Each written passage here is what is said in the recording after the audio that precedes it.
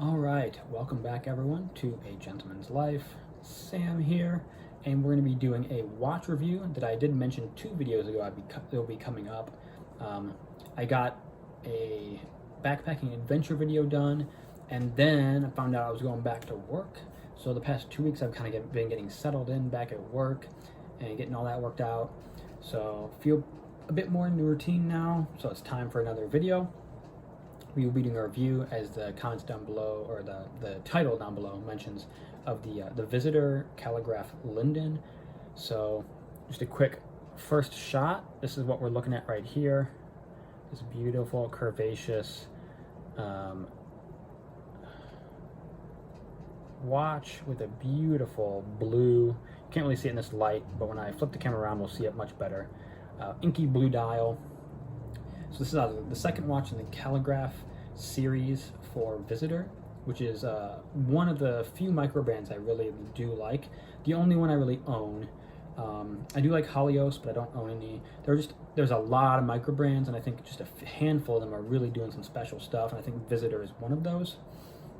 So there was the Calligraph Dune Shore, which was a really interesting angular case, but that was 44 millimeters, too big for me. Then they came out with the Visitor or the Vale Park Officer. I have that. That's 39.5 millimeters. I never did review that one, so if you guys are interested in that review as well, I could add that to the list. And then they went back to the Calligraph series and made a 39 millimeter in the Linden, and that's what we're going to review today. I wanted to review this one because it's newer than the Visitor, the Vale Park Officer. So I wanted to review this one today. And just give my thoughts for anyone who might be able to do. Also, this is currently available from Visitor, whereas the Vale Park is not. That one is waitlisted. So Visitor actually started as a micro brand through, if I remember right, Kickstarter with the Dune Shore, and then went into a kind of taking names for a list. When there was enough people, they produce a batch, and it was either usually the number pre-ordered or slightly over, and once those were gone, that was it. And he did that through Phil at Visitor, who owns and runs Visitor, did that for the Dune Shore and then also for the Vale Park. So I was in on the first run of Vale Park Officers, and that was my first Visitor. Actually, I'm number 13 on the Vale Park. And then this one, the Linden, I'm not sure if that one started as a pre-order and only as well, but I got this one as just one that was available to buy off the site.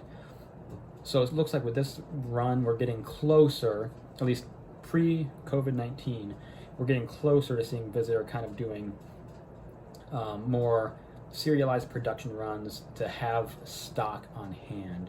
So far, it's been really limited. I can't imagine, like the Vale Park Officer, for example, I can't imagine there's all that many out there in the wild. There's probably not that many more of these. I have number 207 on that one. Phil's getting ready to come out with another watch. It's based off the Dune Shore, but it's going to be a diver instead. So if you want to check out their website, I'll make sure there's a link down below for the website. Really interesting stuff. The Calligraph series that we're looking at today, one of the ones from that series, it takes a lot of inspiration from fountain pens. So you'll see like the inky look to the dial, that kind of glossy ink look from like a fountain pen ink as it hits the page, and then also the handset. So when we get close up, we'll look at that. Before we flip the camera around and look at it, I will share my wrist check. So today, sorry it's upside down. We'll see if we can get the camera to focus on it. So this is a little watch from, it's either late 30s or early 40s. It's a single button, because they didn't do 2-button versions yet. It is a chronograph regulator. It's meant to make the focus on the timing function rather than the actual time of day. Really interesting. And there's this beautiful blue, like snail tachometer spiraling around the middle of the center of the dial, and it's just I don't know if you can even see it on here. I don't think so. Maybe we'll do a review on this one sometime. I don't know. It's a Galet, and I just absolutely love it. So really interesting. I don't wear it a lot, but every once in a while I just feel like putting it on. So today I did. Before we flip the camera around, let's go over a few basic specifications for the Visitor. Again, I mentioned 39 millimeters. I'm not going to actually measure the width, but it's a pretty thin watch, really curvaceous, which we'll see. The big one is the Miyota 9015 movement.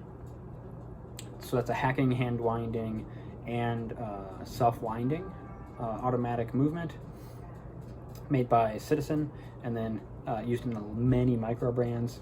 And that means we have both the date and the time there. So yeah, just really lovely, really well done. And yeah, let's flip it around and have a closer look. All right, everybody, refilming the macro views because I messed it up the first time. So here we are now. And as you can see, here is that beautiful blue, inky blue dial. Really lovely. Let me see if I can get the light just a little bit better. There we go, that should work a little bit better. Try to wipe that down a little bit better.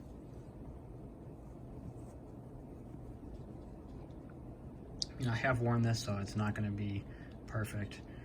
You can see the crosshair there and the subtle black line of the crosshair. You can see we have a sandwich dial, so those minutes going around the outside are sandwiched and loomed, as well as the Visitor crisply printed there. I cannot get all the dust off. I'm trying, guys. As well as the Visitor there above the 3 o'clock and the date, and the 17 there for the date. Those are all loomed, as well as those applied hour markers. You can see an almost teardrop, not really a teardrop, more of like a, I don't know, tooth shape. I'm not really sure what I would call that for the applied hour markers, except for the 12, 3, 6, and 9, where you have the circular loom plots.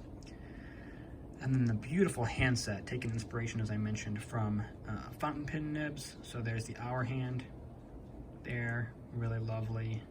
The longer minute hand, and that one is more of like almost like a Tudor snowflake shaped loom plot. Not exactly, it's a bit more fountain nib like than that, but that's the first thing I think of as relation to it. And then a needle seconds hand that, as you can see, let me see if I can get this, goes way out to the edge of the dial, right on those sandwich minute markers, second markers. It does have a slight counterweight there. Trying to hold my hand steady, guys, bear with me. The date window is just simply cut out. I personally would prefer like more of like a stepped cutout or something like that, but I mean, understandable, and lots of people do it, so not a deal breaker by any means. And then it isn't color matched. You can see there it's black, but the dial on the blue changes enough where I've never really been unhappy about that, so it doesn't really bother me in this case. Moving on to the case, you can see here these thin, almost delicate looking lugs brushed on the top, lovely brushing. And then we have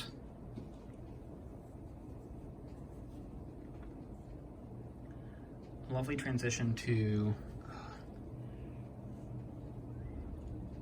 polishing there, like a beveled polished edge, and then a horizontal brushing on the side of the case with the drilled lug holes, which makes it, strap changes are super easy if you wanted to. And then transitions again on the bottom. We'll touch that on the case back, but back to polished, back to brushed again. So there's a lot of brushed and polished transitions here. You can also see with the bezel, the upper angled edge is polished, but there in the center of the case on the side there, you can see it's horizontally brushed on that edge. So again, as you follow that beveled line of the polished edge of the case, that transitions into a horizontal brushing on the side of the bezel. Really nice detail there. Crown, you can see there, that is a brushed Visitor logo, the door knocker logo. with, looks like sandblasted behind it to me. So that's a really nice touch as well. Something a bit different. The non-crown side will probably show off the case bezel transition a little bit better. So let's have a quick look at that. Yeah, so you can see the brushed, polished, and then that polish transitions there into that brushed edge of that bezel, which is really lovely. I love that transition. The angles and transitions aren't quite as obvious, or the angles and stuff like that aren't quite as obvious as it was on the Dune Shore, but the sizing is better, and there's such interesting transitions on this watch that I quite like it. And it's more subtle, and yet I think more elegant at the same time. So I quite like that. Moving on to the case back. Again, we have that, I mentioned that polished bevel right here, transitioning into a brushed bottom. And then the actual case back itself, and then you see the engraving, Visitor Watch Co. This is Calligraph Linden, number 207. Calligraph Linden, and Indy.Anna, both for Phil being in Indiana, and also Indy kind of being a riff on the micro brand, whereas in most other industries that's referred to as an indie brand.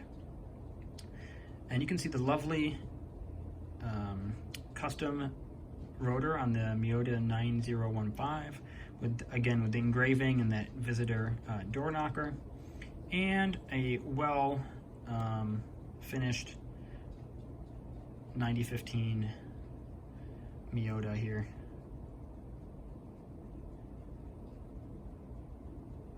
So I mean, really well done, and for this kind of price point for a small micro brand, I think this is everything you could ask for. Just under $600 for this. It's, if I remember right, it's between $570 and $590, or $580 and $590, or $570, $580. I'd have to double check, but it's in the high 500s, and it varies depending on which strap you get. So I chose this kind of semi-distressed, kind of brownish color. I forget what it's actually called, but I really love it with the blue, personally. Matching stitching. And the thing I really wanted to hit on with this was the buckle. And Visitor does this with all their buckles, and they're designed visually to match the case. So you can see here, like the polished top of the buckle, transitioning into a like beveled, polished edge. Really nice curvaceous transition, just like with the case.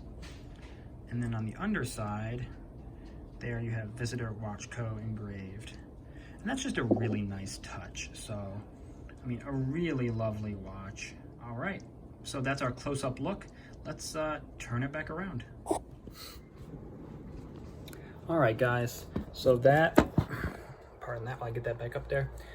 This is my review of the Visitor Calligraph Linden. Before we finish, I will stick it on the wrist. I took off the gallet. We'll stick this on the wrist and get a wrist shot, and it really is a beauty. For those who wonder, I have about a 6.3 to 6.4 inch wrist, and depending on how kind of hot and swollen my wrist is, I'm either on the last hole on the strap or the second to last hole, so something to consider. I usually go with the second to last hole. The last one usually gets too tight if my wrist gets, you know, any bigger at all on the day. So I'm almost always in the second to last hole on this watch. But yeah, you can see here we have the Visitor Linden. And again here, now in this light, it looks darker. And you can see sits nice and flat to the wrist. Really beautiful curvature there. And yeah, it's just a lovely size and something a bit different. And that's, I think, something we can all welcome, because there's a lot of stuff that's really similar in the watch world. So finding a micro brand that does a really wonderful product and it's a bit different is something I quite enjoy. So Yeah, I would definitely, if the aesthetic and looking for something different appeals to you, I think I could definitely say I would recommend visitor watches. I mean, I have bought 2 now. So I hope you all enjoyed this. If you did, leave a like if you feel so inclined. It does help the algorithms out with YouTube. If you feel like it's valuable for you to do so, subscribe. I like to touch on a number of topics and interests here, so it's just kind of a channel to kind of share all those things and discuss them. And I hope I see you guys in the next one.